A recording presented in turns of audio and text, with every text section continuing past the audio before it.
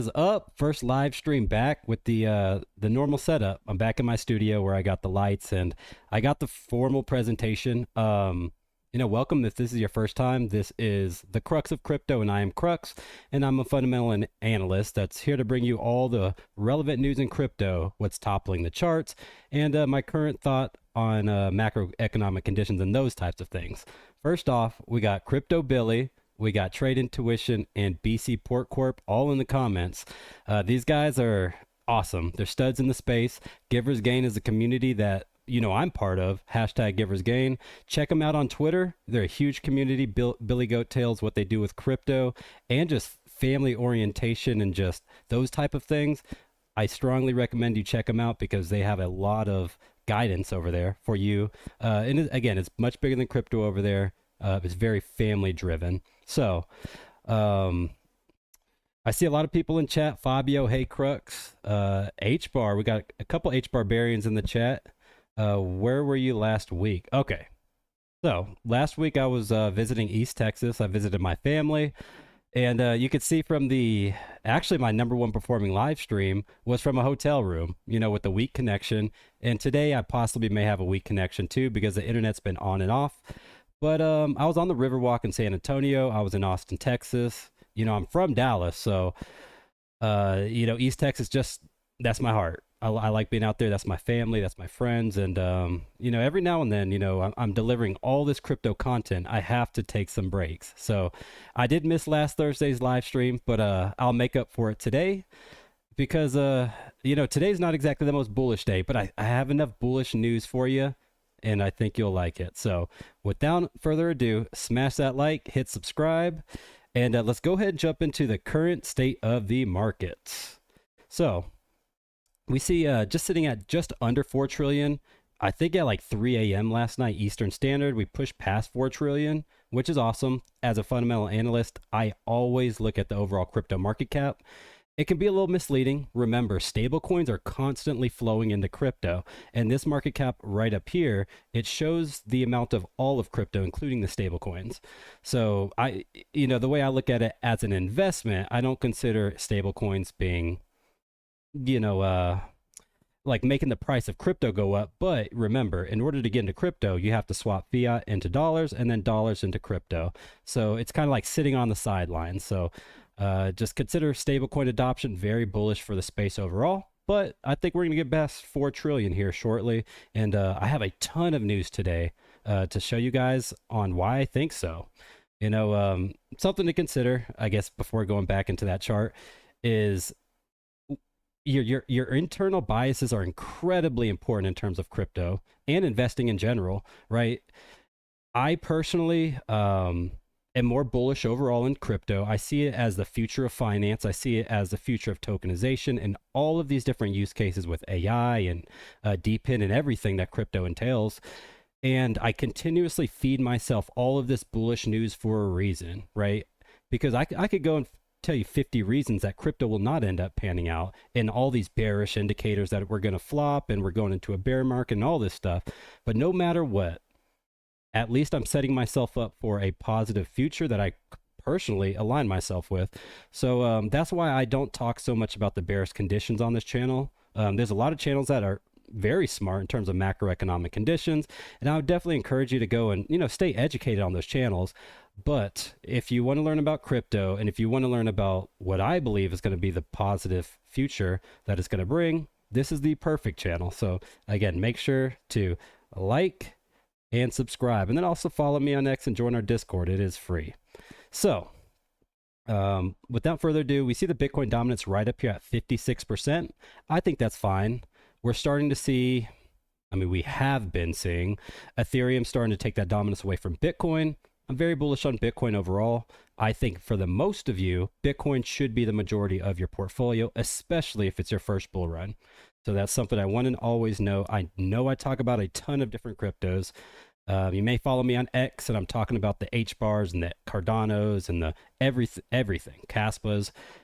Bitcoin is the king of crypto, and I think you should be holding a lot of it. Anyways, moving on to the trending cryptos, the ones that should have some of your allocation.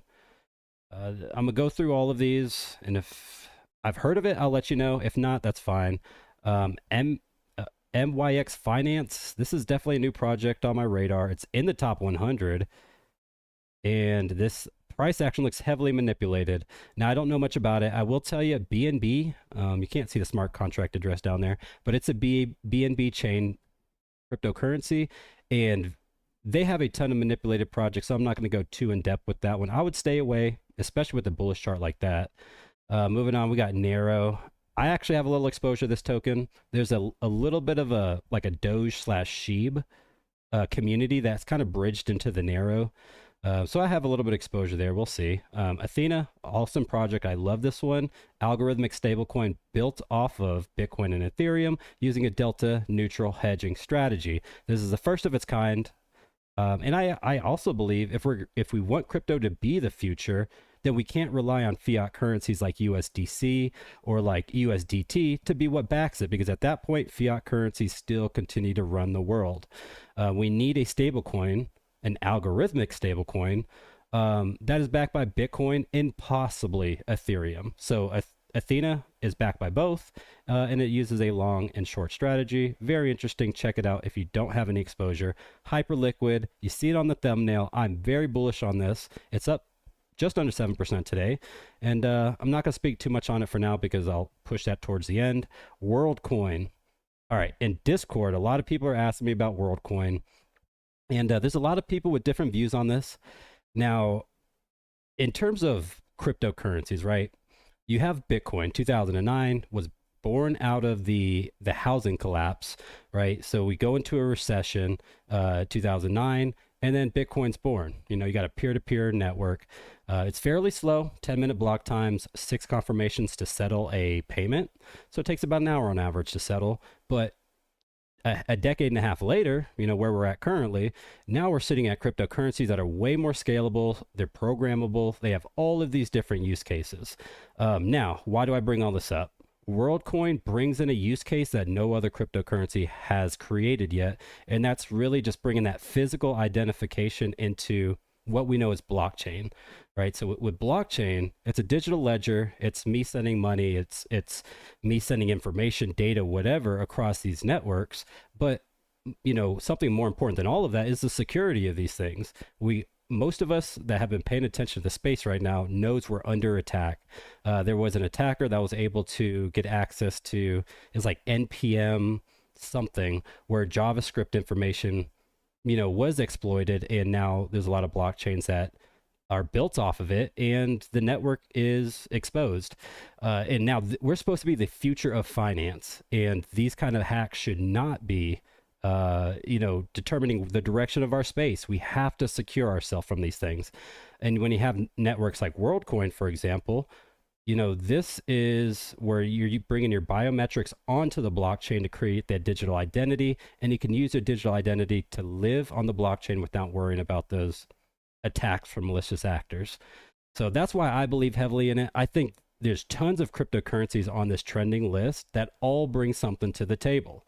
So, for example, you have the Caspas of the world that have fixed the trilemma. This is like the perfect peer-to-peer payment network, you know. And then you have the Suis that brought the Move programming language that makes smart contract building very efficient nowadays. Then you have, you know, the network security of WorldCoins and all these other things. So it's beautiful to see what crypto is becoming, you know, and that's why I'm very big on looking into all these different projects. You know, I'm the exact opposite of a maxi. I do have Bitcoin on my head, and I love Bitcoin. I was at the conference, but that's only one of many, many use cases. And I'm here to educate the world on where we're going with all this stuff. Every single cycle, a new thing emerges. We have like XCMP chain, where Avalanche was able to fork its blockchain into all these different sub networks that are able to run an effective network. And a lot of these different blockchains are all competing to be on this trending list and the next best cryptocurrency. So continuing to go down this before I jump into the news and then the Q&A, We have World Liberty Finance. I would still stay away from this one. Not bullish on. Whenever Trump touches crypto, I just run for the hills. That's just, this isn't me. Like, I'm not against Trump as a person, whatever. He's a businessman. He's going to make his money. And WLFI, that's another way for him to make some money. So SPX 6900, very bullish on this project. I like it. The community is probably second to none on their meme community is probably second to none this bull market. They're kind of like the sheep of last bull market who was able to rally. And if you look at like the April lows, SPX 6900 absolutely crushed it on this pullback. So very bullish overall with this play. All right, let's move on. A couple more, and then we'll jump into some news. Airdrome Finance, I like this. I hold a lot of it. Solid project. We all need a decentralized exchange on the hottest layer 2 base. Pushing, I think, like 6 bill, maybe TVL. The base network is awesome. You know, there's no native token. I can't just go buy it like Solana or Sui. But, you know, for scaling solution built on an OP stack, which is like another layer 2 optimism, that's built on Ethereum. Aerodrome is your hottest play. Instead of being able to get a native token, I always think of that as like the go-to. That one and Morpho. Moving on, we got Sei and Sui. I actually did a video on both of those. If you haven't gotten any exposure to Sei or Sui, I think both of them are solid hodls. I'm not going to spoil it. Check out my Sui versus Sei video. It's actually my #1 video on this channel. I think it's sitting at around just over 5,000 views. So you guys love these verse videos, and I have a verse video I'll talk about here shortly that'll be coming out on Friday this week. Lastly, Chainlink. I talked about them a ton on Tuesday's live stream. Very bullish on Chainlink overall, and hope that helps. You know, I kind of go quickly through those trending cryptocurrencies because it's where I'm able to spotlight my talents as a crypto analyst. It's not something most creators do, and that's fine. You know, most creators might jump straight into the news, or it might be a little more organized over there. But I think just letting my mind sporadically go where it needs to go. You know, I'm getting more viewers on these live streams than I normally do, so we're doing something right over here. All right, let's go ahead and jump into what Moon Madness is, and then I'll jump into the news. So Moon Madness is something that we created over on Tim Warren's channel. And I'll go ahead and move out the way a little bit. So you can see there's 32 different cryptocurrencies starting at Bitcoin, Ethereum, XRP, etc. And they're all competing for that #1 slot, right? And this is based off of your votes. You know, if you're able to conjure up a community or go to Tim Warren's channel, his X feed, this is how it's done. So again, it's here on Twitter, and Tim's link's in the description below of his Twitter. And this is his account. You would just come down and you would see these polls that get listed almost every day. So, for example, which altcoin is a better 10-year hold? I'm gonna go with HBAR over Athena, and we probably will win that one. ETH over Hype for sure. I'm going with Hype. Oh, okay, we're gonna lose that one, but who knows? You know, I'm gonna be talking about Hype on this episode, and hey, I'm just telling, it's his first bull market and it broke into the top 15. That is insane. All right, next up we got Sui versus Uni. Sui's taking that one. And I think that's all the polls for now. Okay, yes. All right, so go to Tim Warren. You know, make sure you check out Moon Madness. Tomorrow we got another set of polls going out. There's like Caspa versus Chainlink and a couple others. I told Tim I'm gonna stay away from tampering with it. Yeah, so I shared out the Caspa one last time, and it got way too many retweets and shares, and it was just, you know, it was Caspa and XRP last one, and they were even until I shared it out, and then it ended up getting, you know, tens of thousands of views. So I'll stay away from tampering with the results and let you guys carry it from here. All right, moving on. I'll do about 2 different news events, and then we'll jump into the Q&A because I'm sure you guys have questions. So, big story of the day: Tether added more Bitcoin to its reserve than all but 3 ETFs in the past year. So this is huge. Not only do you have, let's go ahead and bring my other one up. So the top cryptocurrencies, right? Not only do you have Bitcoin, which is the number one cryptocurrency by market cap, sitting at about $2.2 trillion, insane. But you also have Tether, which is the number four. And Tether put 15% of its holdings into Bitcoin. And it's going to continue to put a lot of its holding into Bitcoin, which is crazy. You know, not only do you have number one, you have the fourth biggest cryptocurrency pushing into Bitcoin. So huge story of the day. I think it's very bullish overall. Tether, for a very small company in terms of how many people is run, they're incredibly profitable. And it, you know, I wouldn't be surprised to see it as one of the biggest companies in the world one day. And it's because they understand crypto, they understand the future, and they have liquidity. If you have liquidity, you can invest. And yeah, Tether is, they're absolutely crushing it. I would not bet against them. I would not bet against them. And then moving on, we have my favorite story, because you guys know I like Dogecoin. I don't love it, I like it, but Dogecoin is set to enter the ETF market with the launch of Rex Osprey Doge ETF, marking the first US ETF centered on purely speculative token, right? So we have all these ETFs popping up. We have Solanas, we have SUIs.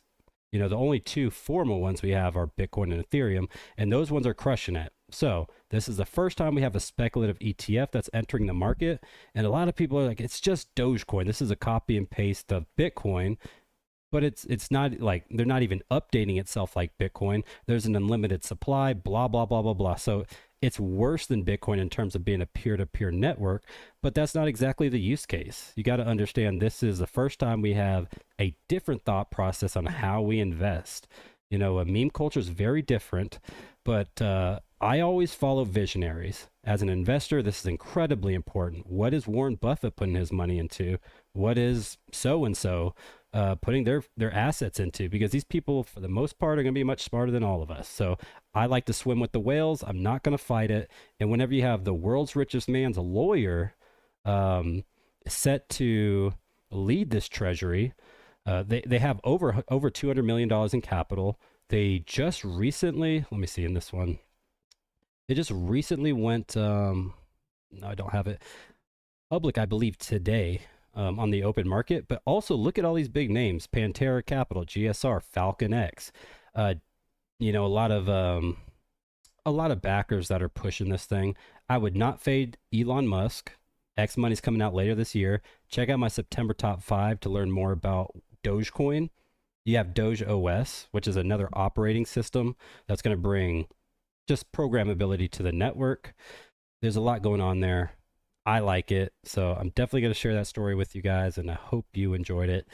Let's go ahead and move on to the first segment of Q&A. So JR says, smash those likes, and I agree with them. Let's go, JR. All right, let me scroll back up. There's a lot of comments. H Bar, you said, OMG, I'm late. Shame on you, 10 push-ups. If you're late to the segment of information, 10 push-ups. Neutral lighting today. Right. So if you guys don't know, I run my show with lights. So the more green there is, the more bullish I am as a person, right? So a lot of times I will edit like the lights on my computer. Today it's fairly neutral. I have a glimmer of hope with that green light back there, but you know, sometimes we got all green, and I think by the end of this week, we should have more green in this room. So, where were you okay, yeah, I already answered that. It's me, Jim Beam. Just changed my name. Okay, gotcha. What up, Jim? Giver's Gain says BC. Let's get it. Now fall. Camino Finance is a project. I'll look into it for you. This guy, he came here before the show started and left a comment. He wants TA done on Camino Finance, and I've heard of it. I'm not going to tell anybody to go buy it, but I will look into it later on. How about that? Just a dude. What up, brother? You said we live. Let's go. If you like the content, please be sure to like and subscribe. Right. You know, this is a free content for you guys. It's very abstract, and that's cool. That's how I like to run my show. H-Town says Bardano. Miss the Riverwalk. I'm from San Antonio, but live in Georgia, says T.I. Yeah, the Riverwalk was awesome. Definitely a nice spot to catch some fresh air. A lot of money on the sidelines, says Daniel. Yeah, so those stable coins I just talked about earlier, that's all money on the sidelines. And Gold. A lot of people don't talk about gold. We're definitely at an all-time high. I think it's like 24 or 26, if I'm not mistaken. Let's quickly check this. I'm going to just use Paxos as a reference. This is tokenized gold for those that don't know. Paxos is a company that's run in the UK, and they tokenize gold. They buy it, and then they put it, okay, 3.6, sorry, per ounce, which is insane. You know, this is all, in my opinion, I consider this money on the sideline, because a lot of people, they buy gold, but not everyone just holds it forever, right? Some people like to take profits whenever we go into a risk-on environment, but when we go into a risk-off environment, typically gold outpaces everything.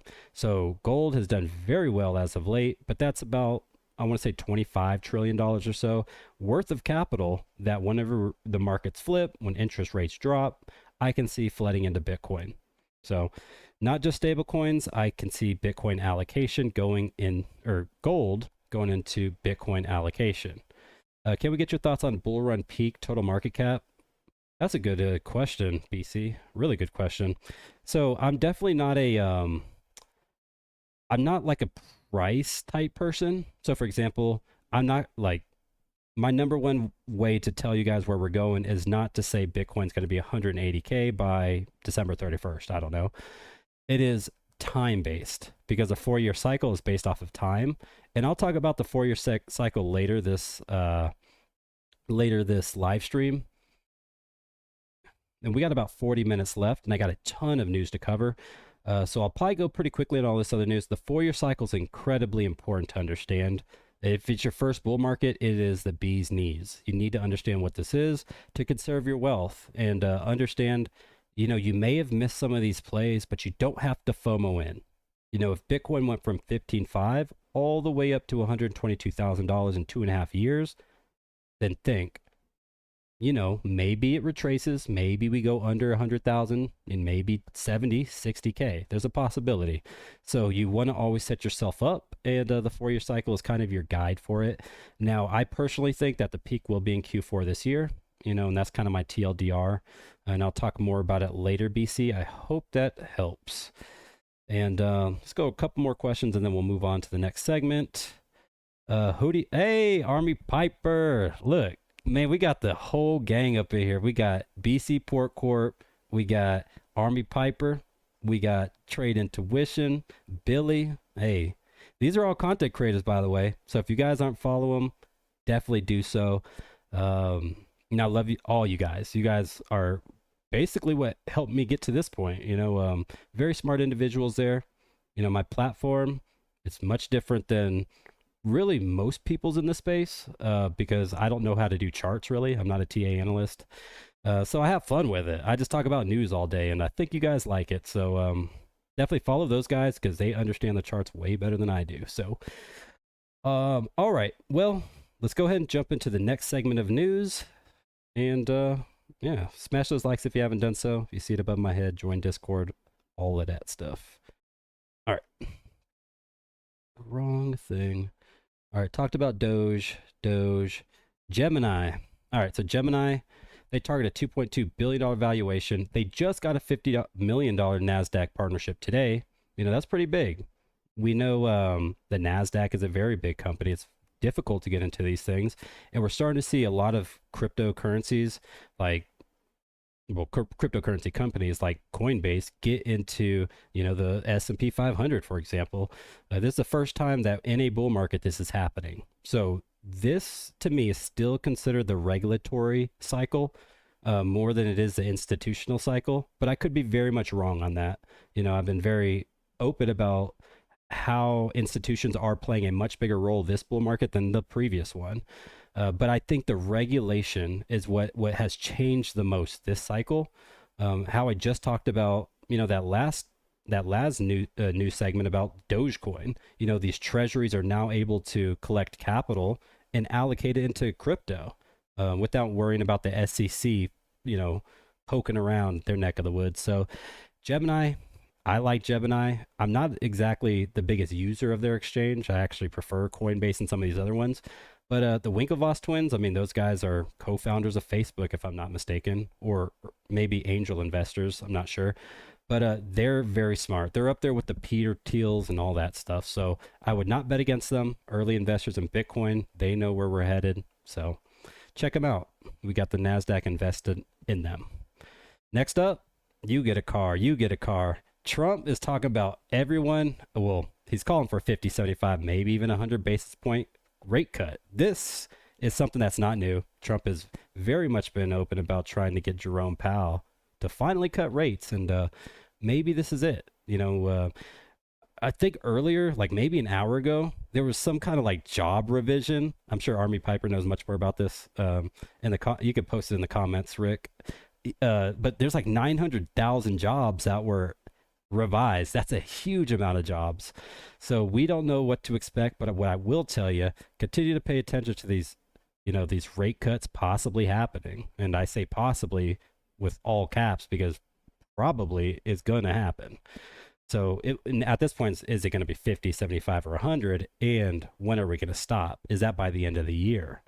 Again, for those that don't know, when money's cheaper to borrow, a lot of times risk assets end up, appreciating, but there's oftentimes a couple months there that everything collapses.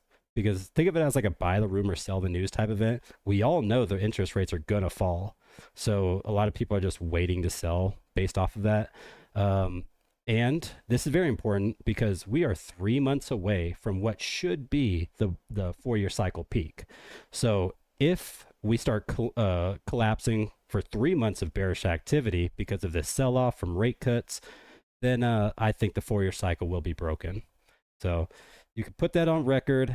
Now, if we go up very quickly into Q4, let's say we push past 150, 160, maybe even 175,000 by the end of this year, all about momentum. If we push up very fast, we usually, if not every time, we have fallen quite a bit after that. So just definitely pay attention to momentum. Momentum. That's the big word of the day. It's all about how fast you go up.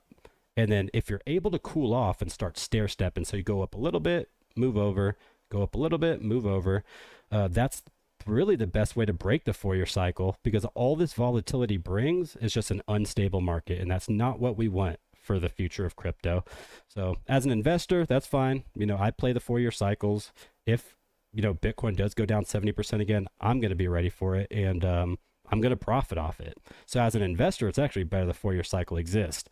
As a visionary or a believer, it's better that we finally break the cycle so Bitcoin can be seen as digital gold and act similar to gold as opposed to the S&P 500. All right, so let's get Trump out of there. You saw Solana on the thumbnail. We got a lot of news with Solana. I love Solana. Probably one of my favorite layer ones out there, even though they do a lot of shady stuff. Whatever. DeFi TVL has surged to all-time highs. We're sitting at just over or just under 15 billion market cap, or 15 billion TVL. For those that don't know, TVL is a total value locked in an ecosystem that includes all of the, let me see if I can pull it up for you while I'm talking about it. That includes all of the different decentralized applications built on a network. And you can see we're passing, DeFi Llama seems a little outdated. It says 12. The other one said 14. But, Jupiter, the Jidos, Caminos, Radiums. I love me some Radium. You got Drift, Meteora, all of these decentralized exchanges and borrowing and lending platforms and all this stuff is over time getting more and more valuable. So the Solana network is more and more valuable, even though I think yesterday, if I'm not mistaken, they got hit. Well, one of the applications got hit with like a $400 million exploit. So it's a pretty sketchy network, to say the least. But overall, I'm very bullish on it. And that's kind of where we're at in Web3. We're still in the Wild West. Don't think we've escaped it yet. We're still in a 15-year-old asset class. Again, looking at the difference between what Bitcoin is, which is like the slow dinosaur, and comparing it to what Solana is, you have night and day differences. There's way more risks that Solana is taking.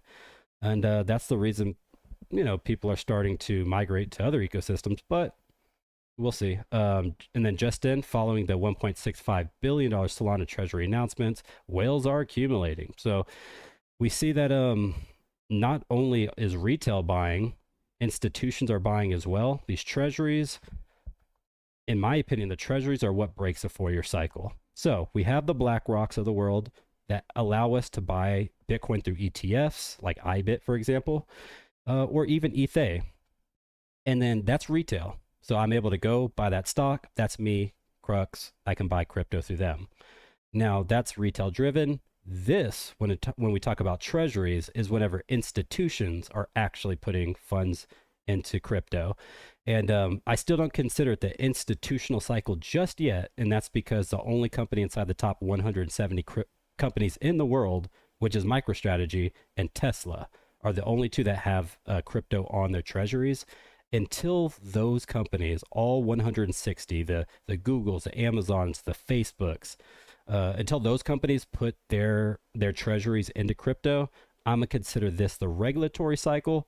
And then hopefully the next cycle we'll see those institutions come to be, because that's what it's going to take to get the $50 trillion Bitcoin market cap, which I do think.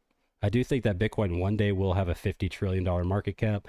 You know, laugh at me all you want, but either this thing goes to 50 trillion or it goes to zero. There's no in between. It's either going to be the future or it's not. So we'll see. We will see. Only time will tell. All right, and then I'll do this last story quickly and then go into our second segment of Q&A. We got Ondo. So you saw Ondo on the thumbnail as well. We actually have a video on Saturday that Tim's going to be dropping on Saturday that goes over Ondo Finance.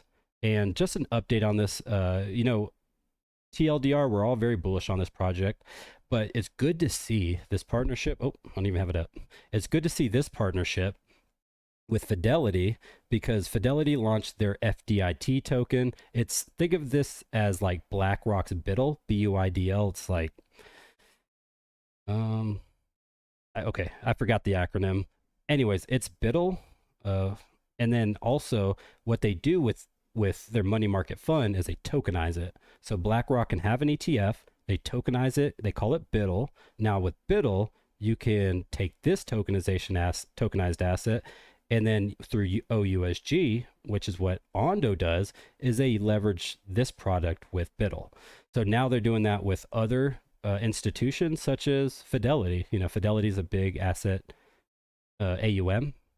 And yeah, so nothing to scoff at. This, I want to say Fidelity is a top 5, if I'm not mistaken. I mean, they're up there with the State Streets and the BlackRock. So yeah, it's nice to see FDIT. I'm sure they'll add that to their, right. So it is added to the OUSG product of Ondo. So unfortunately, not even accredited investors can invest in these Ondo yield-bearing products. OUSG is one of them. USDY is another. Keep your eye on Ondo. You know, the price action's not what I do. As a fundamental analyst, I don't care too much about price action. I'll be honest. I care about the potential. And as an investor, it's good that you listen to this, because, you know, there's a ton of people that do TA. You know, they can tell you when to buy. And then if you listen to what I'm telling you, you'll know what to buy. So not financial advice, but for me, in my household, we are buying some Ondo. All right. So before we get into that story, let's go ahead and update the Q&As. Ton of questions. All right. Thoughts on SCI Canary Capital ETF. Let me go ahead and go with this. All right. Thoughts on SCI, say, Canary Capital ETF. Does it mean anything? Thoughts of, say, in general. Yes. So ETFs, though it's not as big as like treasury allocations from big companies, it's the second best, right? So as we know, Robinhood and some of these brokerages are what everybody has access to. So if everybody has access to Robinhood, but they don't know how to create their own Bitcoin wallet, or what that even means to have a digital wallet, they can still get exposure to these things. So what it does is it just makes it easier to buy crypto. So it's very important that ETFs are created, because again, it makes it easier for the common man to get exposure. And once they get access to that ETF, then the institution that's running the ETF has to go and buy the crypto on their behalf. So very important overall. Don't sleep on how important ETFs are in the space. Camino is also in grayscale asset under consideration. Okay, Naufal, thank you. I love gold, says BC Port Corp. Don't we all? I like some gold. I'll be buying some PAX G for sure pretty soon. The reason I don't buy normal gold is because I'm a crypto head, you know. So I'm gonna go take my PAX G. It's backed by gold, you know. It's centralized, which is good. We need people auditing to make sure their treasury is holding the gold that they tokenize, and then I'll go get my 5, 6, 7% yield on it for lending it out. So that's what I think the future is. It's just tokenization. You can gain yield on borrowing and lending, and everybody knows like America and the world at this point runs on debt.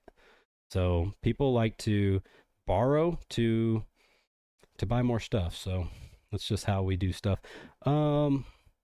Will we still be a choppy sideways after rate cuts or feel the effects right away, H bar?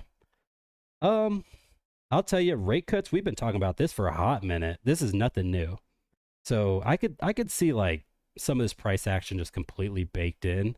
I'm not going to tell you I know which direction we're headed because usually you go down in the short term and then up after that. So this might break the 4-year cycle. I hope it does, but if it doesn't, I'm going to continue playing the 4-year cycle and I'm going to make money either way. So that's the way I look at it.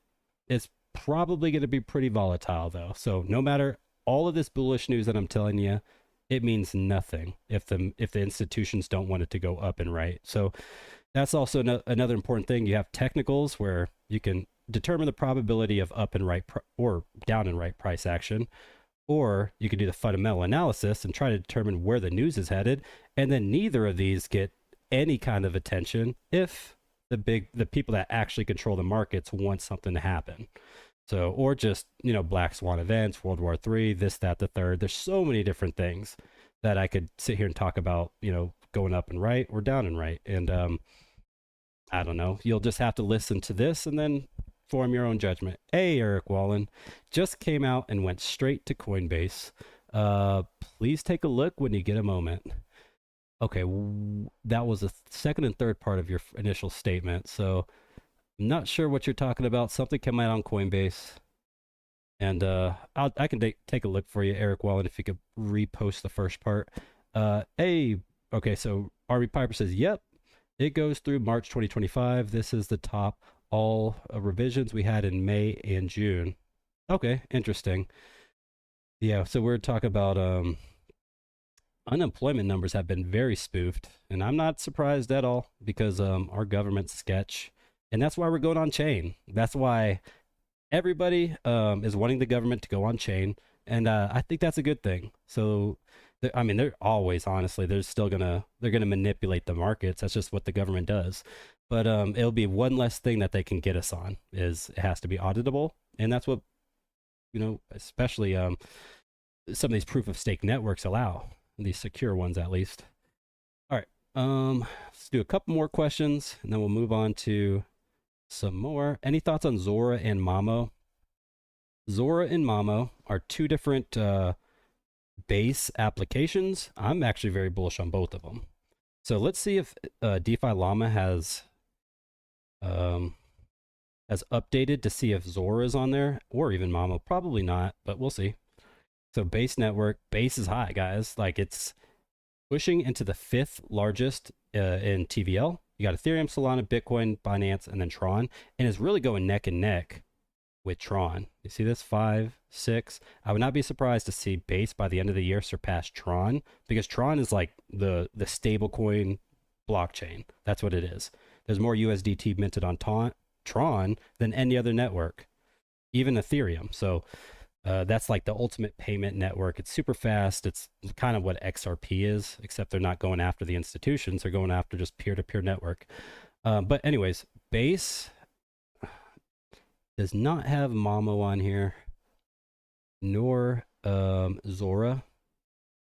But you could see we're at basically all-time highs in TVL. Mamo and Zora are two different applications completely. I like Mamo a lot more. It is a AI agent that allows you to store your Bitcoin or your USDC on there, and it just gives you passive yield. So how sketchy can that be, Crux? You're just giving some autonomous figure your money. So it's created by Luke Moonwell, the guy who created Moonwell Vaults and has a key contributor to Aerodrome Finance. Two of the biggest, two of the biggest um, liquidity plays in Coinbase. Also, he's very tied into Brian Armstrong and these things. So if you're giving your money to Coinbase, then you might as well be giving, or Aerodrome, then you might as well be giving it to this AI agent. So that's the way I see it. Tons of exposure there. It's sitting at like 50 mil market cap. So I think that is a gem. I called it pretty early on.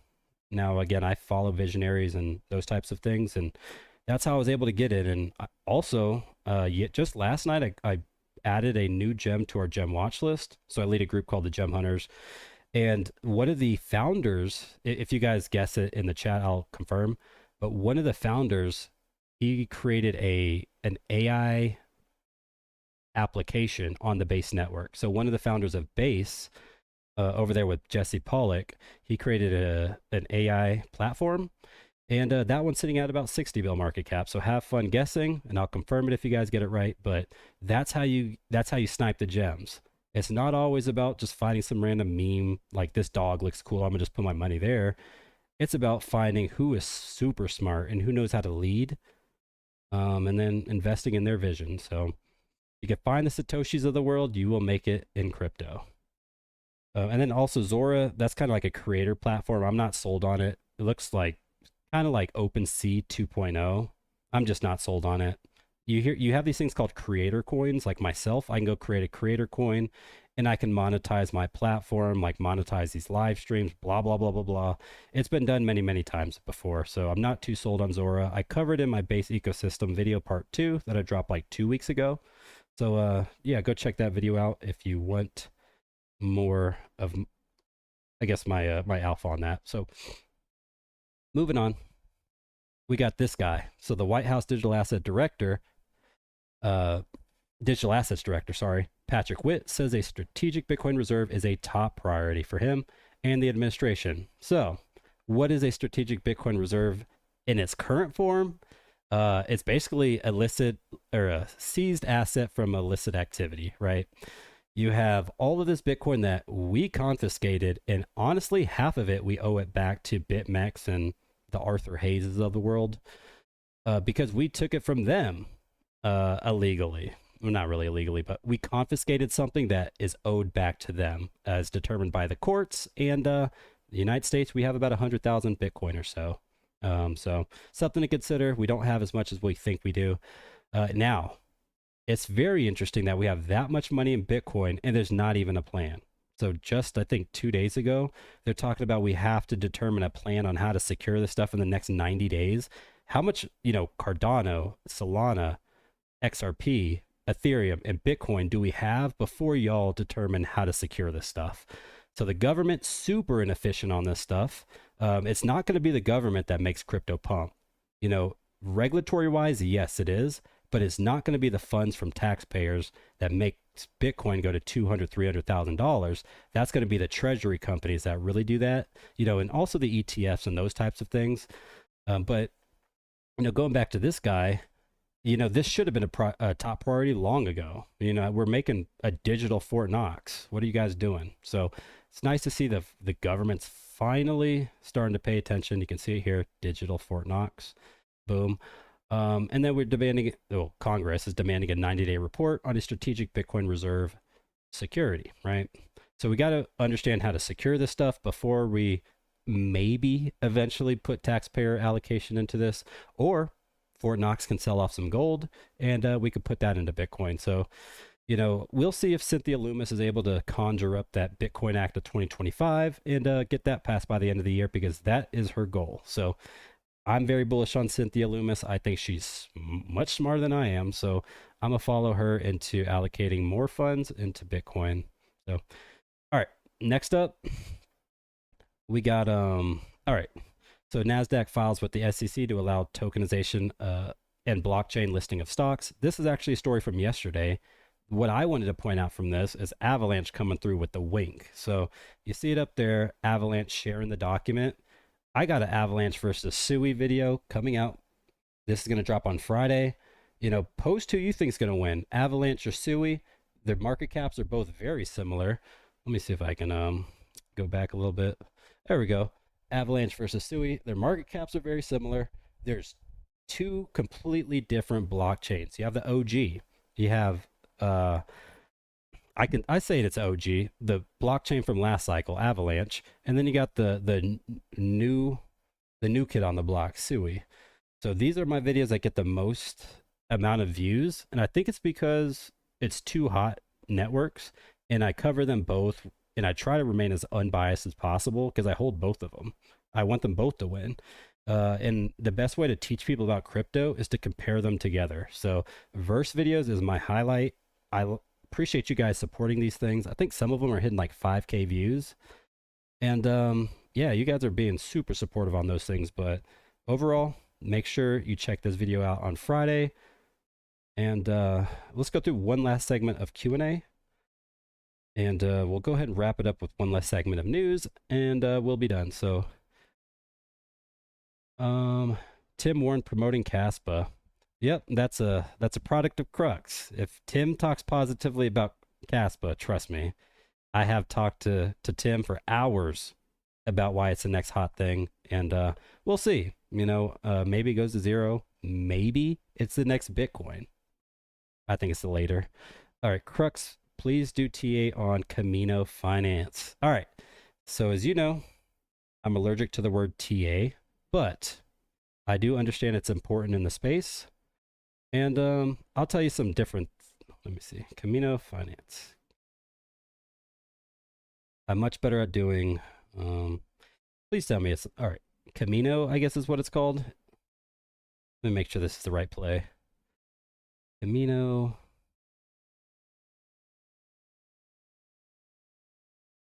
Finance is not available in your region, blah, blah. Okay, that's fine. So it looks like it's going to be another KYC type DeFi play, which sounds very weird. Like, how can something be decentralized, but you have to KYC yourself?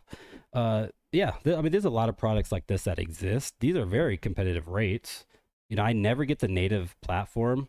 Like, I never buy into the Alez USDC or Centaura PYUSD. Like, if it's a asset that I'd never heard of, I'm not getting into it. But I would do, you know, I mean, PYUSD I've heard of. Different pools, you know, they have a good amount of TVL, 166 mil, and just that USDC pool alone, that's yielding 11%. That's solid. That is not bad at all. 21% on your PayPal USD, that's pretty good. So overall, their TVL is good. Their products are solid. They're definitely targeting the stable coins. Let's check out some of their markets. Do they have anything hot? What is Camino even built on, first of all? It's Solana. Okay. Oh, so yeah, Camino. Right, Camino is one of the biggest applications on Solana. Hold up. Okay, here. Camino is, what is one of those? Oh, right there. So look. So this is not just some play that I'm talking about. It's the third biggest decentralized application. I know I've heard of it. Okay, third biggest decentralized app built on Solana. I'll give it a little more respect. Yeah, so they got the Coinbase Bitcoin yielding, well, I can't see the rates here. I see the borrowing rates. Anywho, let's check out the chart, because you did ask about TA. TA is technically going after charts, the technicals. All right, so this is a fairly new project, April of 2024, as you can see. So just over a year and a half at this point.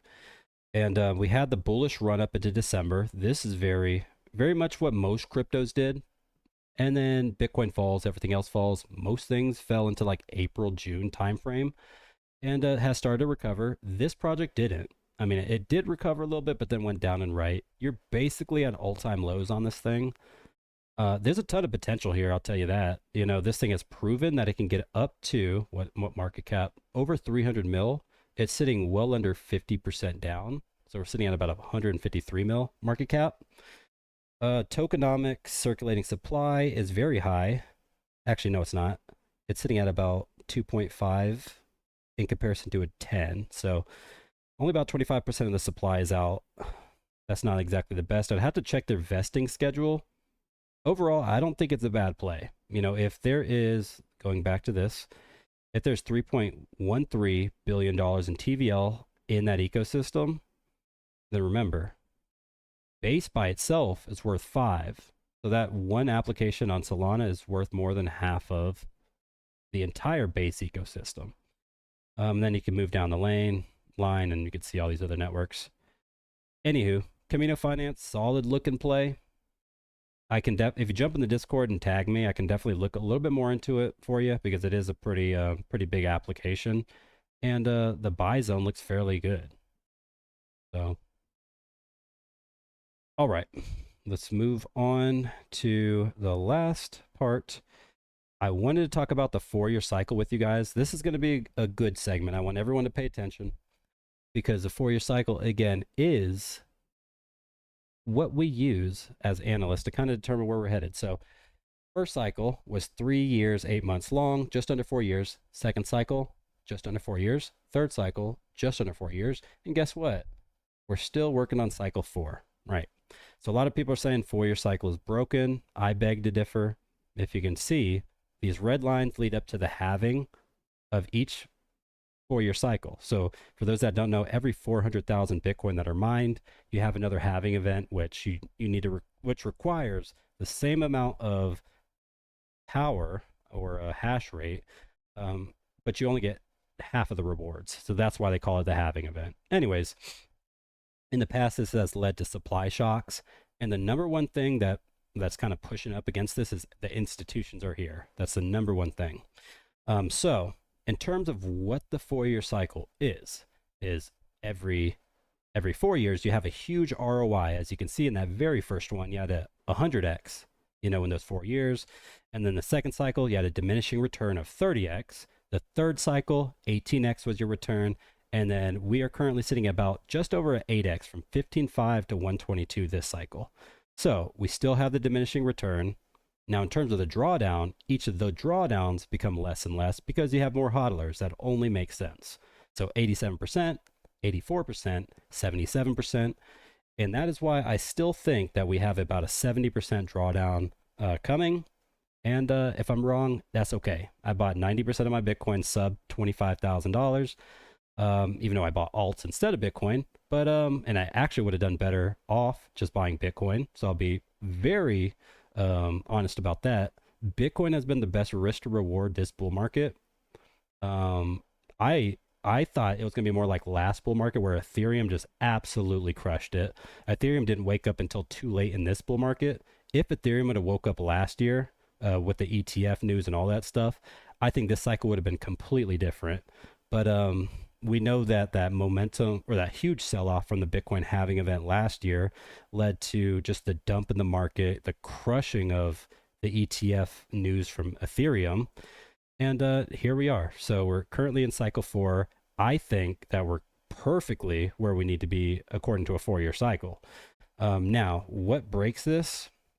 If we go into quarter 1 next year, in my eyes, we go into quarter 1 next year, and really all of the different indicators trigger, and we're still not going down. So for example, the pi cycle indicator, the Puel multiple, all of these different indicators that we look at, the MVRV, all of these different indicators talk about different things. How much people are in realized profits, how much does it cost to mine a Bitcoin? All of this stuff is very important in terms of the adoption piece of Bitcoin, but eventually we hit escape velocity once these institutions pick it up. So I would much rather sell Bitcoin early this year, quarter 4, and then buy back later at the end of quarter 1 next year and accept defeat that the 4-year cycle's broke, then to continue holding all of my crypto into next year, and then we get hit with the 70% drawdown, and then that's what we call round tripping. So I very much encourage all of you guys to do your own research, and there's no right or wrong. I'm just giving my best take on playing it fair because there's a lot of people that are very smart and we don't know which direction this thing is going. So if we have a black swan event, the top could be in right now, and the 4-year cycle would still be in play. Why? because we had the diminishing ROI, we had the smaller drawdown, because I can guarantee you, if the top is in now, we will not drop 77%. We would probably drop maybe like 50%. I don't know. But we didn't have the parabolic run off top. And just like I said earlier, the more bullish you are based off of momentum, the harder you fall. So the next 3 months, I want you guys to pay attention to how fast we go up. And that's going to determine the probability of if we go into a prolonged bear market. So I hope that helps. This is just me as an analyst giving my take. And yeah, if you don't agree with it, that's fine. You know, throw your thoughts in the comments. I'll always go back and forth if I have to. You know, don't consider it as like a debate. Consider it as like just sharing. You know, you're sharing your take, and it allows other people to formulate their thesis. So I skipped this article, and then I'll close out with some Q&A. You saw hype on the thumbnail. This token is having its own bull market, and I love hype. Very bullish on this. I was actually in pretty early on it. Arthur Hayes and a couple other of the early, actually angel investors got me into it. So I definitely follow what those guys are doing. Hype, this is a cool liquidity play, you know, rivaling the centralized and decentralized exchanges of crypto. But you know, it's very interesting to see projects right now. If you're investing in the right things, are still making money, even if Bitcoin's not at its all-time high. And a project getting into the top 15 is insane in its first bull market. We've seen Sui do it. We've seen Sui do it. We've seen Hype do it, and we've seen Toncoin do it. So this bull market, we have a couple like key players that are doing their thing. But remember, last bull market, we had the Maddox of the world. We had a lot of cryptocurrencies that broke into the top 15. And where are you at? What happened? So that's why I always say Bitcoin is your best risk to reward. But you can get these plays, these altcoins that do well within a cycle, you know, and sometimes 2 cycles, you know. So we'll see if Cardano's able to pick it up, you know, or if it's had its heyday. There's a lot of cryptos that, you know, a lot of people say, as long as you hold, you'll get your money back. You know, well, Cardano didn't get back to 310. So that's not true. Always expect to take profits and reinvest if you need to. And using Bitcoin as your hedging strategy is the smartest thing you can do in crypto. All right, let's check out some Q&A, and then we'll wrap this up. SEC gold paper. Not sure what that... Oh, trade... Dang, look. We got the whole crew in here. We got Tradefly, BC, we got Billy, we got Rick, we got it all. Love all you guys. You guys are definitely big parts of my life and the way that I create content and I stream. And yeah, definitely. Thank you guys for the support. So what up, Tradefly? Again, another guy, another chart reader, much smarter than me. You know, ask him where he thinks Camino Finance is going to go technically, because he can find those patterns that I can't find. Pengu or fart for this bull run? That's a good question. Easy answer for me. I'm going with Pengu, 10 out of 10. Pengu has a treasury formed after it. It has the meme coin vibe to it, but also has the NFT vibe to it. You look at like the Hello Kitties of the world, like something that can captivate an audience, and Pengu may be that new age, that new age concept that's able to live on Web3 and establish real world utility through toys, plushies, and those types of things. So very cool to see what they're doing over there. I like Pengu. I'm not a big fan of Fartcoin, mainly because I don't like Pump.Fund's ecosystem. I don't like how they run stuff. And Fartcoin was able to get to 2 billion, I think, market cap, maybe just under. And that's why I'm a big fan of Useless. So I'm telling you guys about all these weird cryptos. What is Useless? What is Fartcoin? What is blah, blah, blah, blah, blah. But Useless is the #1 meme coin built on Let's Bonk, which has dethroned Pump.Fund to become the #1 liquidity launchpad for meme coins. So if you're able to get Useless, which is sitting probably at like 200 mil market cap, and it's able to do what Goat did, or what Fartcoin did, or what's that one squirrel? Rest in peace. You know, the squirrel in New York, I guess the police, I don't know, they took it from him, they killed this thing. Peanut, there we go. All of these tokens hit multiple billion market cap. So there's ways that you can do analysis on social sentiment. I'm not crazy. but useless as a token that's running it over there on Let's Bonk. What's up with Mamo? Says Brian. So Mamo, if you look at the chart, it's overall bullish still. You know, we've had the pullback, and that's cool. MAMO is the ticker. So we're down to about 8 cents. This is the overall chart of it. You know, so over here it launches at 1 cent, whatever. After this huge run, up, 20x all the way up to 20 cents. Now we have this drawdown to 8 cents. This is just typical price action. I wouldn't consider this a very bearish chart. We do have a lower low. So as you can see, this is rising, rising, rising. We break down and we formed a lower low sitting at 30 mil market cap. If there's a utility behind a bearish project like this, I think it's okay to get in. Again, 30 mil can go to zero very easily. So I wouldn't even put 1%. I would, okay, maybe 1%, whatever. But I would not put a lot of my portfolio in this thing. There's definitely a lot of potential there, though. And that's how you hear these crazy success stories where someone's like, oh, I put $100 into some and turned it into 10K. Well, the market cap has to be sitting at 30 mil, probably 10, 20, 30 mil or lower for you to do that. And this might be your 10K moment. Check out who Luke Youngblood is. And if you believe in his vision, check out Mamo. Let's check out a couple more questions with you guys, and we'll wrap this one out. Can you look it up right now? It has to do with Hedera, came out September 4th. H-bar. I don't see what you're talking about. So, SPX, did you look at it? I may have missed it, says Daniel. Yeah, I talked a little bit about SPX earlier. I think there's a ton of potential. If you look at the chart, it's moved much differently than really all of crypto. We actually had an all-time high this year as opposed to like November, December of last year.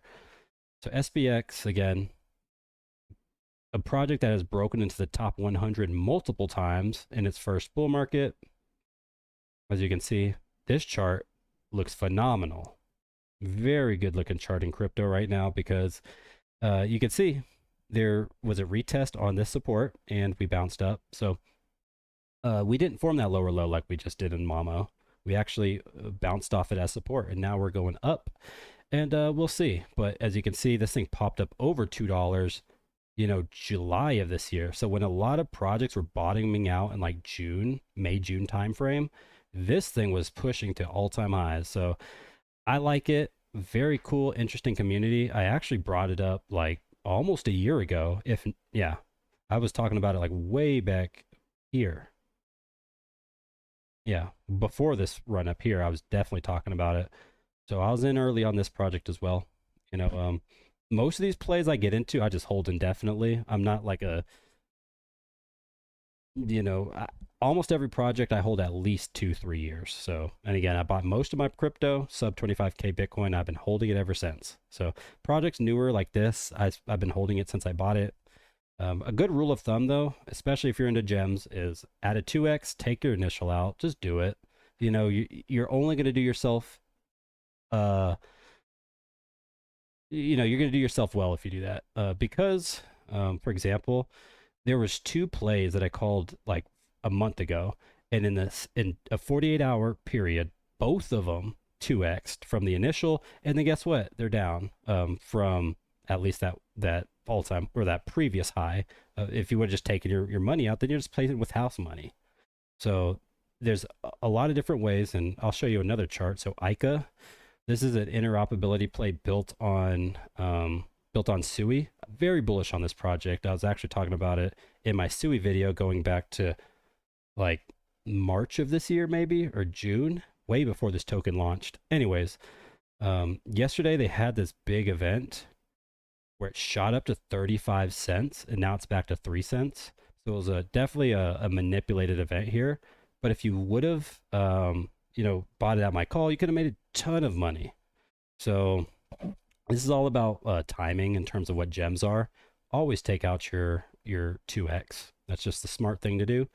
Let's check out these last questions. We still got 91 in here.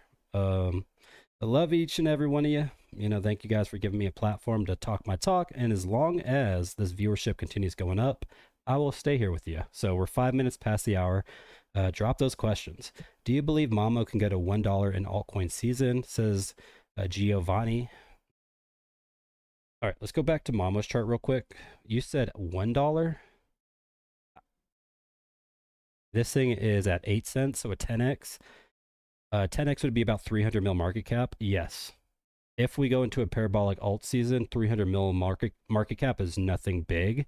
I mean, I would consider that a mid cap at that point. It's not like a small cap, but 300 mil market cap is doable. So if someone's like, Bitcoin goes up to 175K, we have a parabolic top on altcoins. These are one of those plays that I would be comfortable telling someone they can get a 5 to 10x plus on, because I believe in it. I think a good liquidity play on the hot base ecosystem is the way to go. And that's what I stand on. So hope that helps. Let's see. Hi, Crux. Keep up the good jobs, says Samson. Yeah, appreciate it, Samson. Thank you, brother. All right. SPX is on Coinbase now, says Daniel. Awesome. Yeah, so it's a base token. I'm pretty sure it's a base token natively. Yeah, so all base tokens are getting listed on Coinbase, which is crazy. That's why I'm like, I'm super bullish on Coinbase, is because they're the ones integrating everything into crypto. For the most part, they were the slowest ones. Like I wanted to buy Tau last year. Guess what? Coinbase didn't have Tau, so I'd had to go buy it elsewhere, crypto.com, wherever. This year, ever since it really went public, they have been on something different. They're starting to accept stuff, and I like it because Kraken and crypto.com were the two different exchanges I had to go to get the next hot play.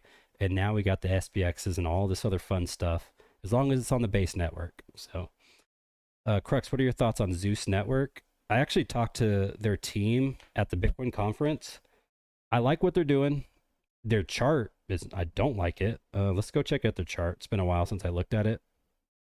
So Zeus Network, for those that don't know, is a way to gain passive yield on your Bitcoin. I guess that's like the easiest way to explain what it is. So sitting at just 50 mil market cap, that's very low. It is in its first cycle, just lower, lower, lower, lower, lower. If you were to get exposure to it, sorry, covering this up. If you were to get exposure to it now, I wouldn't say it's like a horrible buy. At least it's much better now than when it's sitting at $1. It's only 13 cents. So the big thing for us to crack as crypto believers is, how do we get yield on our Bitcoin, right? And honestly, I don't think we're going to crack it. I think the institutions are going to crack it. And once the institutions start allowing us to store our crypto with them and get FDIC insurance and get all the best stuff the institutions can give us, that's whenever people are going to capitulate, and we're not going to be fans of the old mindset of what crypto was created for. It used to be peer-to-peer. I own my money. Nobody can take it from me. But if you're able to incentivize people with FDIC insurance, and then also, just yield. If a bank is giving me 7% on my USDC, and they say, I can give them cash and they'll give me 7% on USDC instead of dollars. I mean, if it's in my savings account, it doesn't matter if it's in dollars or a stable coin if I'm getting that yield. So right now, my savings account, I don't get anything. I get maybe 1%. I don't know. But cracking Bitcoin's yield is going to be a huge use case.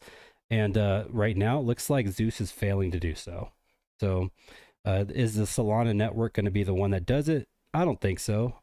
We have Cardano. Cardano's a big competitor now. They're the ones on, they're next up.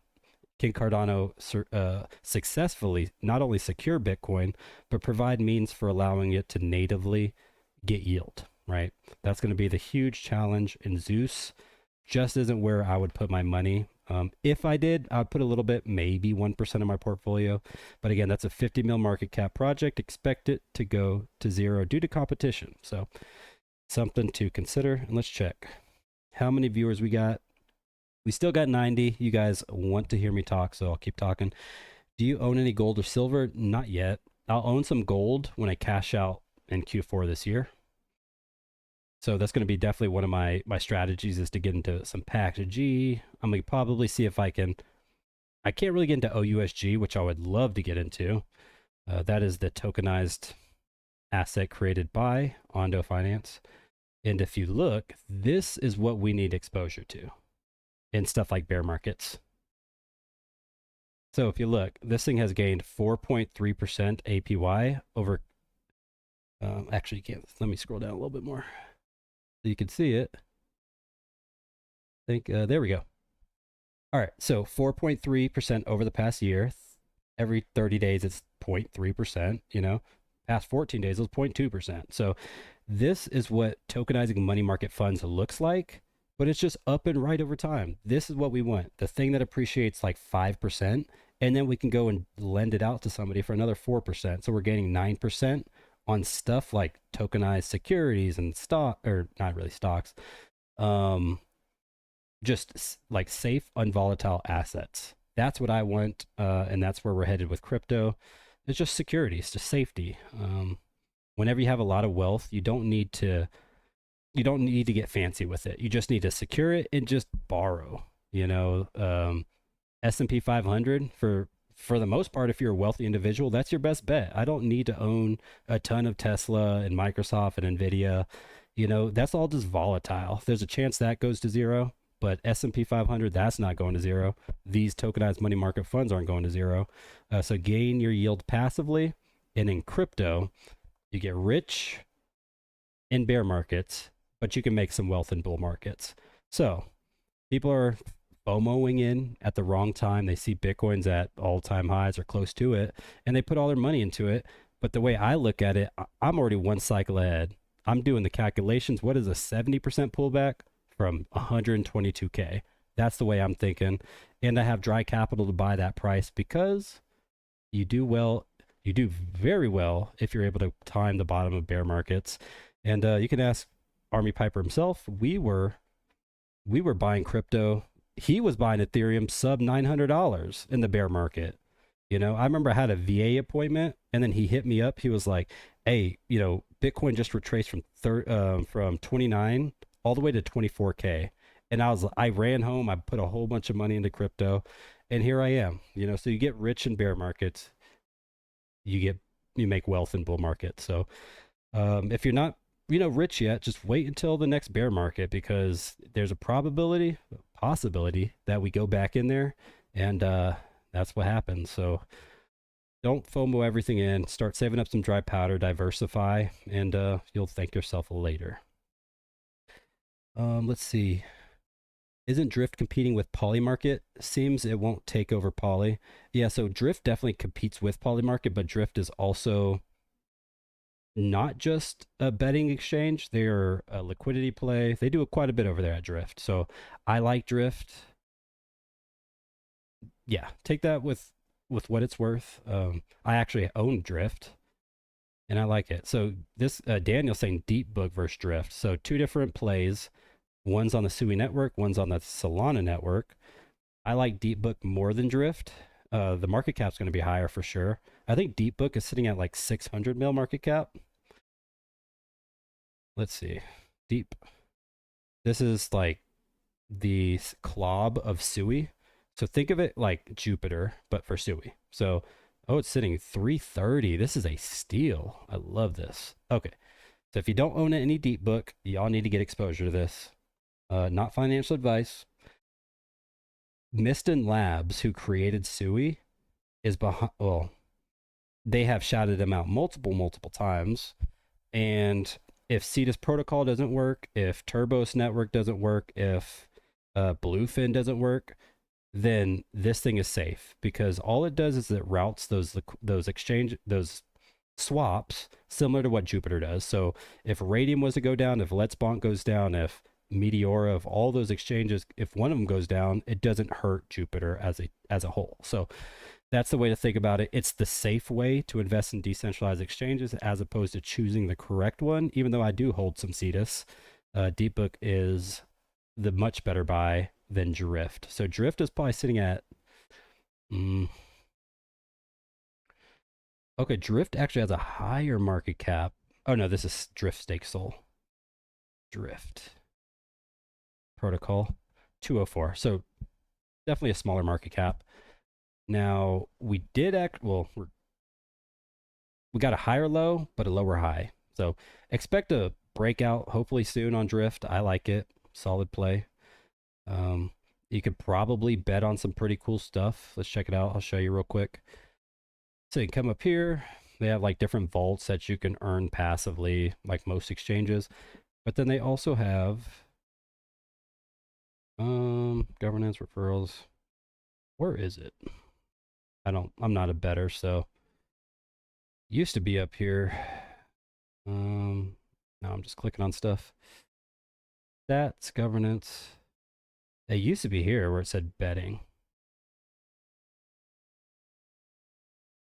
Anyways, they'll give you different stuff to bet on. Like if it's the Super Bowl, you know, you can bet on the Chiefs because you know the Chiefs are going to make it again. You know, spoiler, the Chiefs always go to the Super Bowl. And they're not really the best team in football. They just figure it out. I guess they're in bed with the refs is what we say. Thanks, bro. Have a good evening. Of course, Daniel. Appreciate you. All right, so viewers are going down. It is my time to kick rocks. I appreciate all y'all tuning in. This was an hour and 15 minutes. Wow, 75 minutes of alpha. And this is what I do. I bring it Tuesday, Thursday, 4 p.m. Eastern Standard. Check out my video, AVAX versus Sui, dropping on Friday. And, you know, definitely represent in the comments if you hold more than one. You know, shout them out. Make sure you are loud because we need that in crypto. BC does not like the Chiefs. That's crazy. You know, he probably hates Taylor Swift or maybe Travis Kelce. That's like everyone's number one reason to hate the Chiefs. Or just the fact that the refs give them favoritism. But that's neither here nor there. Go Cowboys. With that being said, you guys have a blessed week. And